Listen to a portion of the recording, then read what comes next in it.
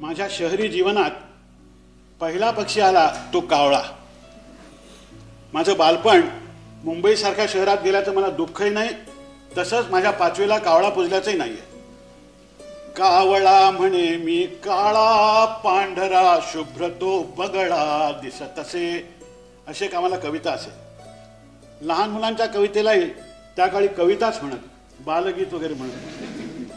कावळा आम्ही रोजच पाहत होतो, पण सफेद बगळा मात्र भारताला स्वातंत्र्य मिळाल्यानंतरच पाहिला. आमच्या बालपणी बगळे फारसे नसावेत. पक्षी सृष्टीतला पहिला प्रतिनिधी म्हणून बालजीवनात कावळा हा अतिसामान्य प्रतीचा पक्षी आल्यामुळे त्या सृष्टीविषयी एकूणच त्याच काळात माझ्या मनात वैराग्य उत्पन्न झालं. या पक्षाच्या सर्व लीला मी अगदी बारकाईने पाहत होतो. वास्तविक हा तसा गरीब परिस्थितीतला, पण मुंबईच्या भाषेत सांगायचं म्हणजे ज्याला साला आखडू असं म्हणतात असा होता. एकेकाळी मुंबईमध्ये कडक कॉलर लावणारी मुंबईकर मंडळी होती. कडक कॉलर लावायची अशी, ती थेट कावळ्यासारखी माना फिरवीत बघत असत. ते पाहणं म्हणजे असं ते कॉलरला धरून घट्ट असं चालायचे. काळे कोट किंवा सूट आणि कावळे यांचं माझ्या मनात तेव्हापासूनचं समीकरण बसलेलं आहे. तसं पाहायला गेलं तर कावळा हा काही पाळीव पक्षी नव्हे. पिंजऱ्यात घातलेला कावळा मी एकदाच पाहिला, लंडनला झू मध्ये. अगदी पोपटाच्या ऐटीत कावळा बसला होता पिंजऱ्यात. आपला हो हिंदी कावळा. पिंजऱ्याबाहेर त्याच्या नावाची पाटी सुद्धा होती, इंडियन क्रो अशी. एखाद्या अस्सल इंग्लिश कंपनीमध्ये गोऱ्या साहेबांच्या पंक्तीत एखादा गावठी साहेब बसतो ना, तसा तो दिसायचा. लंडनमधले इतर हिंदी लोक जसे एकमेकांना पाहून न पाहिल्यासारखे करतात, तसं या हिंदी कावळ्याने सुद्धा माझ्याकडे पाहून न पाहिल्यासारखे.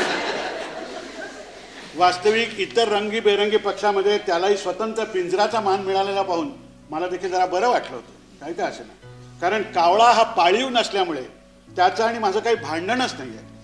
इतर पक्ष्यांच्या मानाने हा पक्षी अतिशय समंजस दिसतो. त्याच्या काव काव या ओरडण्याला काव काव एवढाच अर्थ असतो. उगीच माणसाची बोली बोलण्याचा आव वगैरे काही नसतं. सहसा पक्ष्यांच्यात न आढळणारा पण एक 4 पावसाळे पाहिल्याचा असा एक गंभीर भाव त्याच्या चेहऱ्यावर असतो. काकाकुवा नावाचा पक्षी असतो, त्याच्या चेहऱ्यावर मात्र रिटायर व्हायलेल्या हायकोर्टच्या जजाचं गांभीर्य असतं. आत्ता रिटायर होणार हायकोर्ट जज असा तो असतो.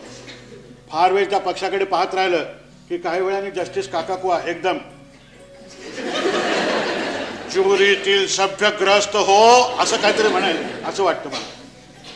4-5 कावळे 3 तिठ्यावरती रिंगण धरून बसले की म्हाताऱ्या वकिलांची मुरब्बी टोळी एक अड्डा जमून बसलेत असंच मला नेहमी वाटत आलेलं आहे. कावळा मेल्यानंतर इतर कावळे शोकसभा घेतात आणि दिवंगत काकासाहेबांनी आपल्या ज्ञातीच्या उन्नतीसाठी काय प्रयत्न केले या चालीवरती भाषणं करतात वगैरे असंही मी ऐकलेलं होतं. पण कावळ्यांची ही कौतुकं मी प्रत्यक्ष काय पाहिलेली नाही आहेत. कावळा खिडकीपाशी येऊन बोलायला लागला तर पाहुणा येतो असा एक समज आहे. हे जर खरं असतं तर मुंबईत खोली 1.5 खोलीच्या खुराड्यात राहणाऱ्या सगळ्यांनी एव्हाना पिंडाला शिवायला सुद्धा कावळा जिवंत ठेवला. पाहुणा येतो काय. एकेकाळी तो निरोप वगैरे आणत असावा, त्याशिवाय उड उड रे काऊ तुझे सोन्याने मडवीनं पाहू वगैरे काही लिहिलं नसतं कोणी. हिंदीमध्ये उड जा रे कगवा लेके संदेशवा असा जे चालीवरती त्याला संदेशवा द्यायला पाठवत असतात. कोण जाणे काय ते. आमच्या पाण्यात कावळे आलेले असले तरी असलं काही करताना आढळलेले नाही. त्यामुळे त्यांचं आवर्जून कौतुक करावं असं जरी त्यांनी केलेलं नसलं काही, तरी त्यांना नाव ठेवावं असं सुद्धा त्यांनी काहीही केलेलं नाही आहे. आता क्वचित म्हशीच्या पाठीवर बसून कावळा सहलीला निघालेलं पाहिलंय मी. त्याच्यावरून उडण्याचा पक्ष्यांना सुद्धा कधी कधी कंटाळा येत असावा असं एक अनुमान काढलेला आहे. मात्र पाळीव नसून सुद्धा ज्याच्याविषयी कौटुंबिक कथा भरपूर आहेत असा एकच पक्षी, कारण पिंडाला शिवण्याशी याचा संबंध येतो. कावळा शिवला, मंडळी परतली, पिंड ठेवली त्यावेळेला. इतक्या 3 सरळ वाक्यामध्ये हे काही संपत नसतं. ते शेवटलं कार्य आटोपलेलं इतक्या लवकर असं क्वचितच ऐकायला मिळतं आपल्याला. आमच्या एका मित्राची आजी एकदा म्हणजे एकदाची वारली. आता तिच्या पिंडाला न शिवण्याचं कारण कावळ्याला काहीही कारण नव्हतं खरं. अहो चांगली 90-92 वर्ष पाहून नंतरच म्हातारीने डोळे मिटले होते. मंडळी बुचकळ्यात पडली. कावळा शिवत नाही पिंडाला. तुझ्या मुलाबाळांची काळजी घेऊ असं म्हणावं तर मुलगा म्हणायचा तोच 22 वर्ष पोस्टातून पेन्शन खाऊन आणखी 22 वर्ष जगण्यात का टुनटुन. जगो आपला, त्याचं काही नाही. पण लेकी होता, सुना, नातू, पंटू सगळं काही येथासांग होतं. शेवटी कोणीतरी उभं राहिलं आणि म्हणालं, आजीबाई एक मोठी लोणच्याची बरणी आणि 4 कप बशा आल्या तरच तुमची शालजोडी देईन हो बोहारणीला. पटकन कावळा शिवला.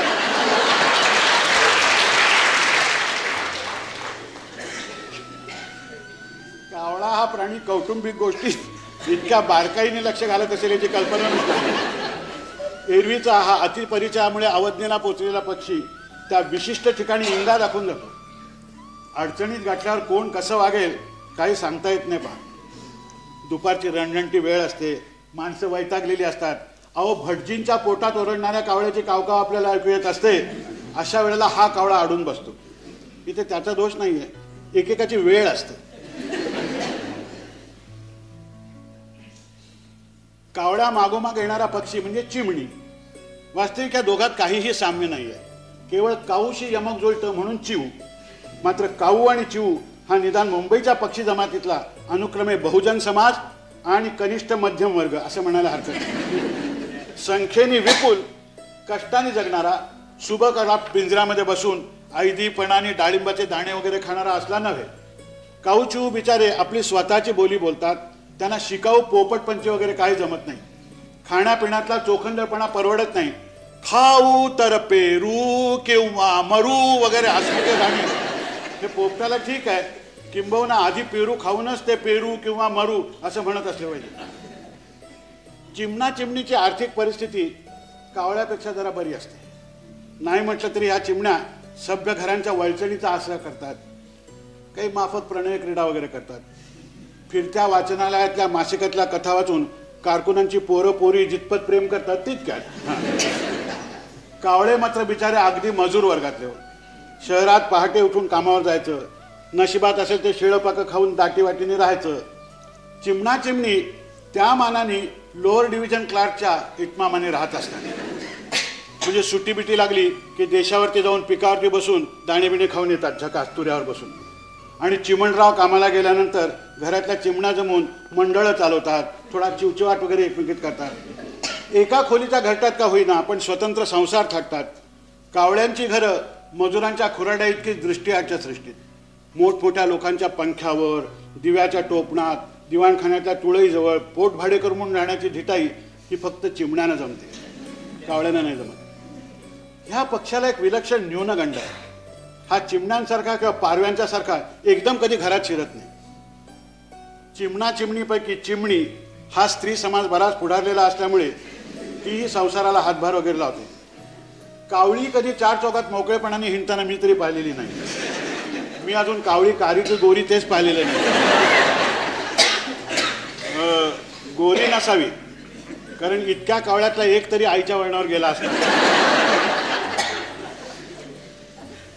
काक समाजामध्ये काकूंना पुढे येऊ देत नसावेत आणि म्हणूनच मला वाटतं कॉलेजमधल्या मागासलेल्या पोरींना काकू म्हणत असावे.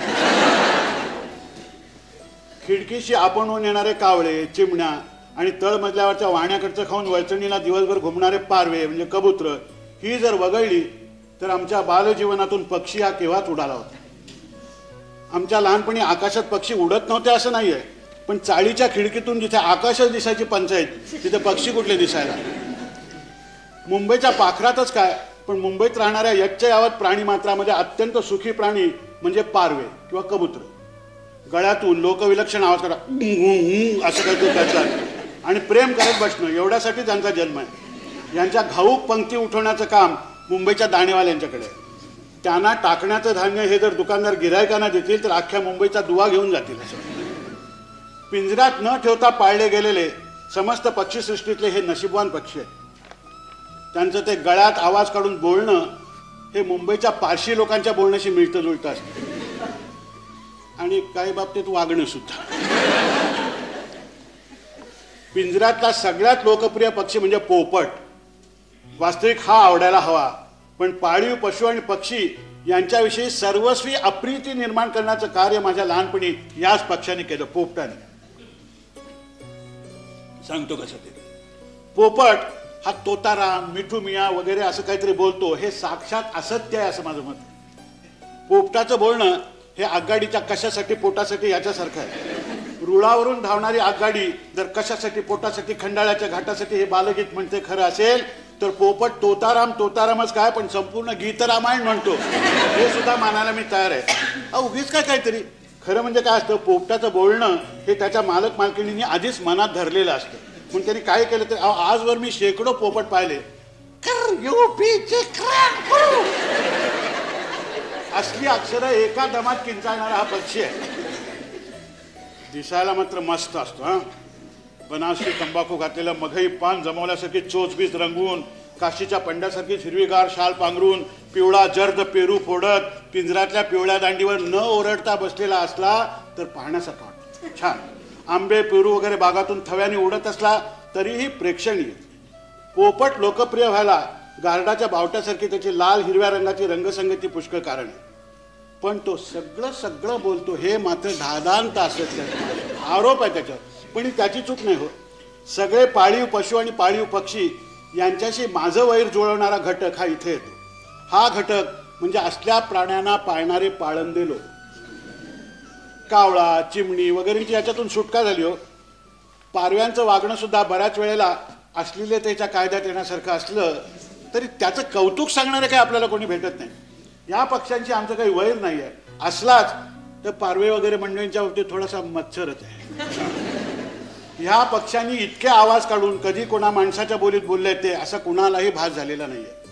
वळचणीला वर्षानुवर्ष नांदणारे चिमणीनी उगीच काय काकू झाली का पूजा तुमची, चिव चिव चिव असं म्हटलं तर कधी आम्ही काय ऐकलेलं नाही. आणि खिडकीतल्या कावकावीमधून कधी कावळा आपला काय बळवंतराव काय म्हणतोय दमा काव असा सवाल विचारतोय असंही कधी मला कोणी सांगितलेलं नाही. पारवा पारवीच्या घुमण्यातून एम डार्लिंग असं ऐकू आलं असंही कोणी म्हटलेलं नाही आहे. पोपटाच्या कर्णभेदक किंकाळीतून मात्र सगळं ऐकू येतं. काय वास्तविक पिंजऱ्यामध्ये भिजवलेले हरभरे, पेरू, हिरवी मिरची असलं खाणं खाऊन बिचारा ब्रह्मचर्य सत्य अस्तेय करत बसलेला असतो. हा काय बोलणार हो. कावळ्याची कावळी जरी चार चौकात बाहेर पडलेली दिसली नाही तरी ती असते हे कावळ्यांच्या वाढत्या संख्येवरून अगदी उघड आहे. पण पिंजऱ्यामध्ये कधी कोणी पोपट आणि पोपटीचा जोडा बसलेला मी तरी कधी पाहिलं नाही. आपण कोणी पाहिलं तर मला माहित नाही. मोकळ्या पोपटांचं सुद्धा मैना नामक विजातीय पोरीशी संधान असतं असं म्हणतात. ती सुद्धा विशुद्ध मैत्रीच असावी. कारण राघू मैना ह्या मी फक्त लावण्यामधून ऐकलेल्या आहेत, इतर कधी पाहिलेल्या नाही. राघू मैनाची जोडी वगैरे गाण्यामध्ये, प्रत्यक्ष नाही पाहिजे. पोपटाला एक अक्षर सुद्धा बोलता येत नाही हे सत्य मी लहानपणीच बोलून दाखवल्यामुळे शेजाऱ्यांचा रोष ओढून घेतला. या पोपटवाल्या शेजाऱ्यांच्या पिंजऱ्यातला राघू नुसता किर असं काहीतरी करायचा. किंबहुना तो किर एवढंच बोलू शकतो म्हणून कुठल्या तरी सत्यवक्त्या माणसाने त्याला किर असं म्हटलेलं आहे. पण आपला पोपट अगदी सगळं घडाघड बोलतो असा आमच्या शेजारच्या फडकुल्यांचा दावा होता. आता त्यांनी पिंजऱ्याच्या सळीवरती शेपटी आपटून किर केलं म्हणजे त्याचा अर्थ काय, काय गणपतराव झालं का जेवण, वा वा काय बेताय आज पुरणपोळी का, वा वा मजा आहे बा तुमची, तुमचं कुटुंब म्हणजे भलतं सुगरण की हो, एवढा अर्थ होतो त्याचा. हे माझं बालकाला कसं उमजावं. मी त्या पोपटाचा फार बारकाईने अभ्यास केलेला होता, स्टडीज म्हणानं. पोपट हा डोळ्याच्या विरुद्ध कडांना बुबळं लागलेल्या चकण्यासारखा दिसतो. चकण्या लोकात काहींची बुबळं नाकाच्या पुलाजवळ अशी भेटायला येतात तर काहींची कानशिलाच्या दिशेने पांगलेली असतात. पोपट हे दुसऱ्या वर्गातले. पोपटाचं ते तसलं पाहणं मला कधीही आवडलं नाही तुम्हाला, कारण असल्या डोळ्याची माणसं सदैव रागावल्यासारखी दिसतात. पोपट देखील मला वाटतं ते सक्तीचं ब्रह्मचर्य, सत्य, अस्तेय आणि मिरच्या याच्यामुळे सदैव कावलेलाच असावा. शिवाय त्याच्या साध्या पाहण्यामध्ये सुद्धा एक धूर्त असा संशय असतो, असा करून तो बघत असतो. मी त्या फडकुल्यांच्या पोपटाकडे तासन तास पाहत असे. मधूनच त्यांनी किर केलं तरी कुणावरून तरी शिवी हाचल्यासारखा भास व्हायचा. पण फडकुली काढको मात्र म्हणायच्या, ऐकलं का, वा वा वा कसा सत्यवदे वचनाला नाथा म्हणतो. असल्या भयानक डोळ्याच्या पक्षाने किर केलं तर फार तर मानापानातलं अनार्या खा सती समजा नगणित स्वपती मन पूजित नर वर वरित देव का द्या अनार्या खा अनार्या खा अनार्या खा. असलं काहीतरी म्हणून टाळी घेतल्यासारखं वाटलं असतो. पण किर म्हणजे सत्यवदे वचनाला नाथा, कमाल आहे. अर्थात त्याला फडकुलीनबाईंचा सुद्धा नाईलाजच होता. काय होतं, त्या स्वतः पट्टीच्या गायिका होत्या आणि पेटी पुढे घेऊन आनंदाचा कण कण कण कण हरी हा, असं म्हणजे पेटीच्या न सापडणाऱ्या पट्टीच्या गायिका होत्या. सत्य देवाचं नाम, काहीतरी मी प्राण गेला तरी हे मानायला तयार नव्हतो. मिस्टर फडकुन्यांना तर त्यांचा पोपट शिवमहिम्न स्तोत्र म्हणायचा भास होत होता. शिवमहिम्न स्तोत्र काय विचारू नका. आणि मी इकडे गॅलिलिओच्या धैर्याने अहो पण तो माणसासारखा बोलत नाही हे सांगत होतो. गॅलिलिओच नव्हतो.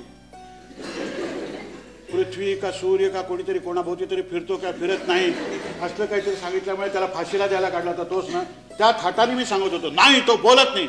शेवटी आमच्या आईने देखील मेल्या तो पोपट बोलतो म्हटलंस तर काय जीभ झाडणार आहे का तुझी इत्यादी मातृसुलभ दमदाटी वगैरे करून पाहिली. पण मी हट्टाला पेटलो होतो. फडकुलीनबाई तिथून मारे बघा कसा विठू विठू करतोय म्हणायचा आणि मी इथून ओरडून सांगत असे मुळीच नाही तो नुसता किर किर करतोय. किर किर म्हणजे काय विठू विठू आहे विठू विठू आहे. शेवटी माझ्या वडिलांनी चाळ सोडली. त्या काळी मुंबईमध्ये शेजाऱ्यांचा पोपट आवडला नाही एवढ्या कारणासाठी सुद्धा जागा बदलता येत होती. नव्या चाळीच्या गॅलरीत कुठे पिंजरा बिंजरा टांगलेला नाही आहे ना हे बघून मग त्या जागा घेतल्या आम्ही तिथे. त्या चाळीच्या भैयाच्या हातावरती अखंड 12 रुपये टिकवले. अहो त्या काळी काही चाळवाले चांगलं 2-2 महिन्याचं भाडं ॲडव्हान्स घ्यायचे 12-12 रुपये. हो, पशुपक्षी पाळणाऱ्या विषयींच्या माझ्या अनादराची गंगोत्री ही इथे आहे. तसं पाहिलं तर हाऊस म्हणून पाळले जाणारे फक्त पाळीव प्राणी 3च आहेत. पोपट, मांजर आणि कुत्रा. एका इस्मानी माकडे पाळलं होतं पण दोघांची आचरटपणाची इतकी चढावट चढायची की कुणी कुणाला पाळलंय हेच कळत नाही. हार, गरुड वगैरे पक्ष्यांना कुणी हौसेने पाळल्याचं माझ्या तरी ऐकवत नाही. आणि ह्या आणि इतर बऱ्याचशा पक्ष्यांना मी पेंढा भरलेल्या स्वरूपातच पाहिलेला आहे. इतिहासाच्या पुस्तकामध्ये कुठल्याशा मोगल बादशाच्या मनगटावरती असा काहीतरी बहिरी ससाणा नावाचा पक्षी काढलेला असायचा. असे बसले तो मी प्रत्यक्ष कधी पाहिला नाही. हा पक्षी म्हणे इतर पक्ष्यांचा पाठलाग करून त्यांना पकडतो. तात्पर्य राज्यकर्त्यांच्या मर्जीत येण्यासाठी स्वकीयांचा वध करणारी अवलाद ही केवळ माणसात नसून पक्षात देखील आहे हे मी ओळखतो. मोर वगैरे मातबर पक्षी आहेत ते फक्त राणीच्या बागेतच पाहिले. फार वर्ष तिथे राहिल्यामुळे त्या राणीच्या बागेत मोर नाचकाम विसरलेले दिसतात. आमच्या लहानपणी मुंबईकर बाप आपल्या मुलांना अधूनमधून तिथेच फिरायला न्यायचे. आता आम्ही दामले मास्तर नावाच्या सुलतानाच्या आमदानीत शिकत होतो. तिथे मुलांच्या सहली वगैरे कुठले आलेल्या आहेत. त्यामुळे वडिलांच्या बरोबर मुलांनी जायची एकमेव जागा म्हणजे राणीचा बाग. तिथे इतक्या वेळा जाऊन सुद्धा मयूर नृत्य कधी काही पाहायला मिळालेलं नाही. पुस्तकामध्ये मोरपीस घातलं तर विद्या येते असा एक समज होता. माझ्या गणिताच्या पुस्तकाचं पान दाखवलेल्या त्या एका पिसानी परीक्षेत आपल्या डोळ्या एवढंच एक वर्तुळ माझ्या पेपरावरती काढून मला दाखवलं होतं. तेव्हा मयूर नृत्यासारखा तो सुद्धा एक भ्रम आहे हे सिद्ध झालं होतं. लांब लचक पिसाऱ्याचा तो लंबे झाडू ओढत राणीच्या बागेत हिंडणारा मोर तो मात्र आजही माझ्या डोळ्यापुढे आहे. पण त्याला मी नुसताच पाहिलं हो, नाचताना वगैरे पाहिला नाही. म्हणजे काय एखाद्या जागतिक कीर्तीच्या भरतनाट्यमवाल्याला उडप्याच्या दुकानात इडली खात बसलेला पाहून जो आपल्याला आनंद होईल तोच आनंद हो. आता नुसताच तो बागेमध्ये हिंडत होता म्हणजे कलावंताचं दर्शन आपल्या कलेचं प्रदर्शन घडवताना झालं पाहिजे ना. उगीच एखाद्या जास्वंदाबाई जयसिंग कुलकर्णीला चटणी वाटताना पाहून त्याच्यात काय आपल्याला मिळणार आहे. तात्पर्य मोराचा नाच मी काही अजून पाहिला नाही. पण त्यानंतर त्याची पिसं उपटून आपल्या धोत्रात किंवा पैठण्यात खून केलेली मयूर नृत्य अशी पाहिल्यानंतर मग मात्र खात्री झाली की मोर नाचतो हे देखील असत्य आहे. हे जर मयूर नाट्य असेल. पण एक सांगतो मोर या विषयावरती आता थोडं जपून बोलणं प्राप्त आहे. कारण आता तो आपला राष्ट्रीय पक्षी झालेला आहे. वास्तविक त्याचं केकाटणं हे पोपटाच्या त्या कीरपेक्षा पुष्कळ सुसह्य आहे. मी ते प्रत्यक्ष ऐकलेलं आहे.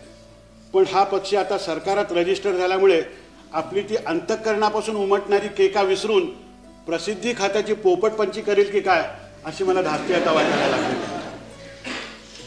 सरकारात गेलेल्या मोरूंचे मोर होतात पण खऱ्या पिसांच्या मोराचा मात्र केव्हा मोरू करतील हे सांगता येत नाही.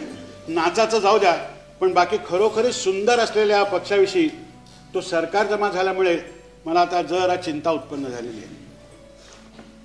काकाकुवा ह्या श्रीमंत पक्षाचं दर्शन मला फार वेळा घडलेलं नाही आहे. 1-2दा भेटीचा योग आला. काय तुर्रेदार पांढरा शुभ्र पक्षी, म्हणजे मूर्तिमंत खानदानीपणा आहे तुम्हाला सांगतो. उगीच आरडणं नाही, ओरडणं नाही.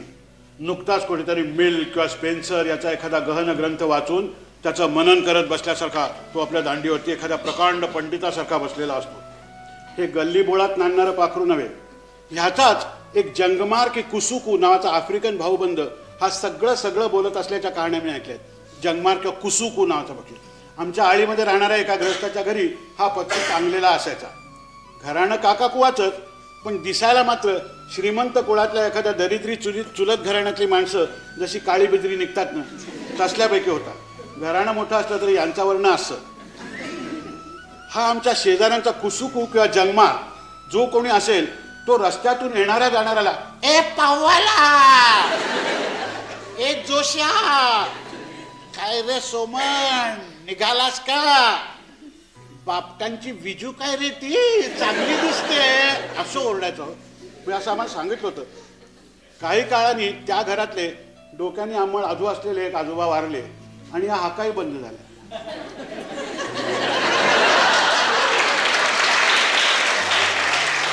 माझ्या आयुष्यात मी ऐकलेला हा पहिला प्लेबॅक.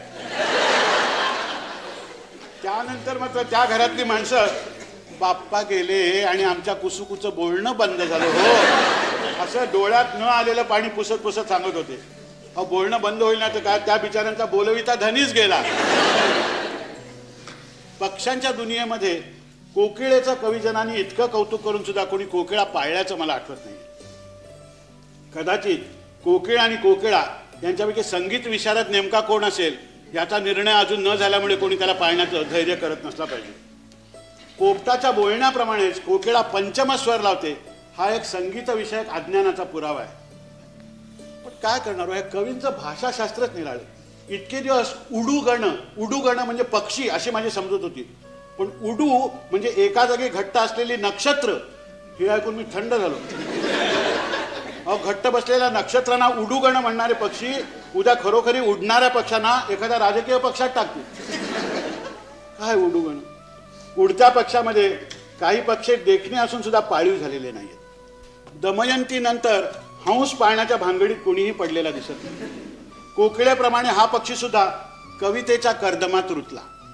त्यातून त्याचं ते मानस सरोवर, मानस या शब्दावरती श्लेष होतो म्हणून त्याचा दुहेरी फायदा झाला.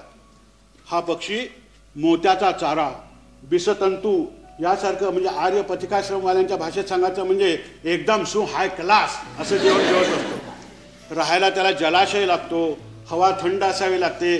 त्याच्या बदक नावाच्या ग्रामीण बांधवासारखा तो डबक्यात वगैरे भागून घेत नाही, त्यामुळे खाजगीता परवडण्यासारखा नसतो.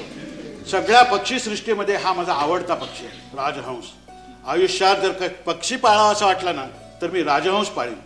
असला पक्षी बनवणं विधात्याला सुद्धा पुन्हा जमलं नाही. त्यांनी बदकं केली, बगळे करून पाहिले, शहामृगाने देखील अशी मान वगैरे दिली, पण राजहंस जमून गेला.